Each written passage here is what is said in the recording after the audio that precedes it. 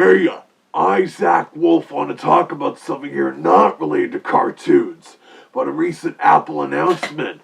Yesterday, the Apple Corporation officially announced they're bringing back lower-end MacBooks. And I mean really low-end. Think the weird 12-inch MacBook made from 2015 to 2019, but with a better ARM-based processor like in Apple's regular iPad and high-end iPhones, 2 USB-C ports instead of 1, and a better keyboard than that infamous flimsy butterfly type 1, even if it's not backlit like in the MacBook Air, MacBook Pro, and a more affordable price tag. That's the new 13-inch MacBook Neo. It uses an A18 Pro chip with 8 gigabytes of unified RAM and either a 256 or 512 gigabyte SSD. So it's actually fine for light digital media work, but that's not the target demographic for this MacBook. It's aimed at people who just want to do light everyday computing, such as internet browsing without many tabs open, email, instant text messaging, simple teleconferencing, office document processing, listening to music and watching some online videos, which is why it starts at $599. Compared with the somewhat more mid-range MacBook Air now starting at $1,099. In a way, this is pretty much financially the opposite of the 2015 and 19 MacBook, the underpowered 12-inch one with a single USB-C port, as that started around $1,299, whereas the MacBook Air by then served as Apple's entry-level notebook, and it may not have been the thinnest or lightest one in Apple's offerings anymore. It was really popular with college students and educational institutions. And it's pretty much clear that new MacBook Neo is going to become their go-to education laptop that's sold in bulk to schools and such, the way the MacBook Air was, along with its predecessors, the polycarbonate MacBook and the PowerPC-based iBook. Additionally, this smaller and cheaper MacBook could be seen as Apple's equivalent to the Chromebooks that are very similarly popular with educational institutions or those who want to just do light computing, as I said, i.e. web browsing, email, and office productivity via the Google Docs applications. I've worked on a lot of Chromebooks during my IT career so far, and they're good for just that.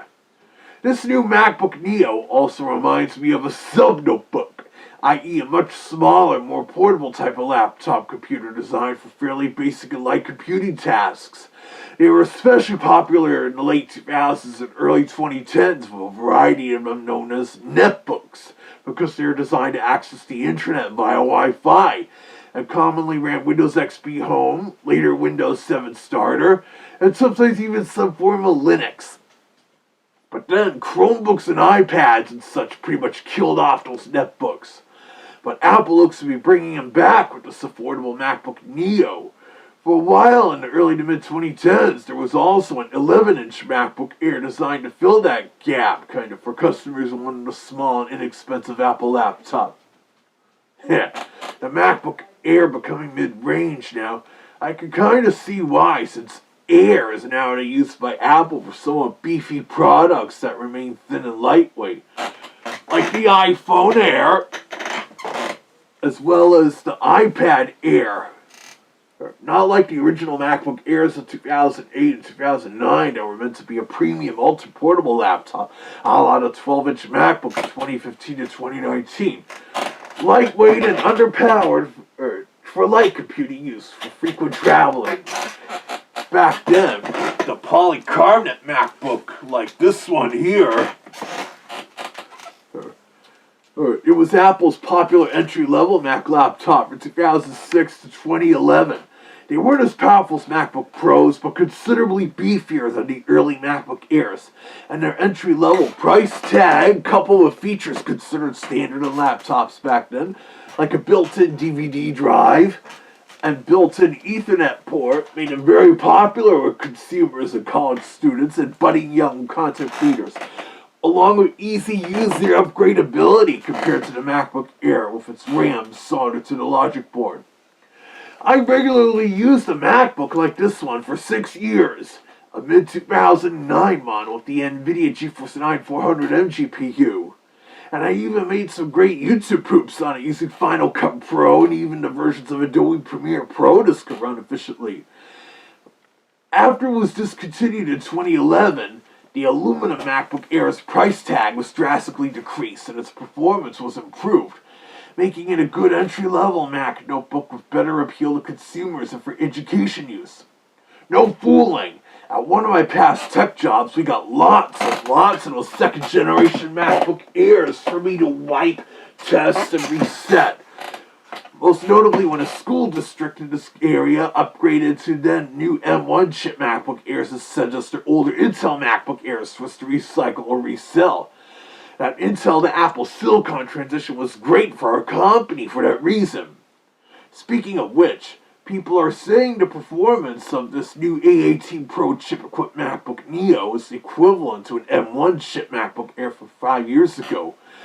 But they're talking about the baseline M1 MacBook Air with its 7-core graphics and 8GB of unified RAM.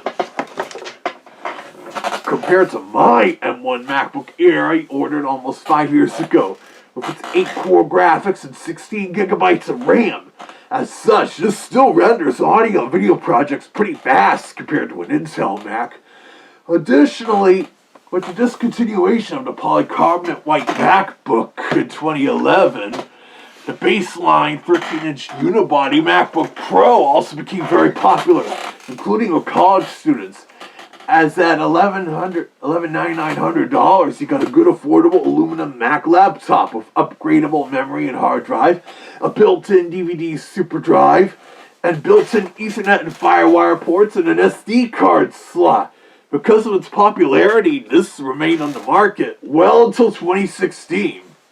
When Apple redesigned their white polycarbonate MacBook with a similar unibody approach in 2009, it also removed the FireWire port, giving the 13-inch MacBook Pro a slight advantage to those who still needed FireWire for a slight, for their digital camcorders and audio interfaces and external hard drives. Compared to today where Thunderbolt has replaced FireWire. And as part of that, the MacBook Neo is the only Mac currently on the market to not have any kind of Thunderbolt ports, only having regular USB-C. This is kind of akin to how the low-cost iPad and the iPad Air have a regular USB-C port, but the iPad Pro is a Thunderbolt USB-C port. But at least the MacBook Neo gives you 2 USB-C ports, instead of just one like its 12-inch predecessor did. Additionally, the MacBook Neo comes in a variety of different color choices akin to the ones for the iPhone and iPad. Speaking of which, I wouldn't be surprised if this new MacBook Neo can't run some of the higher-end Apple creativity apps like the permanent license versions of Final Cut Pro and Logic Pro, but probably will be able to run the subscription-based Apple Creator Studio versions, since the iPad versions of Final Cut Pro and Logic Pro can run on an iPad or iPad mini with an A16 chip or later. So overall, I'm impressed with this new direction Apple is taking with their MacBooks to better compete with the PC market, to the point where these MacBook Neos meant for the average consumer who want to do light everyday computer usage even cost around the same as their Windows PC equivalents.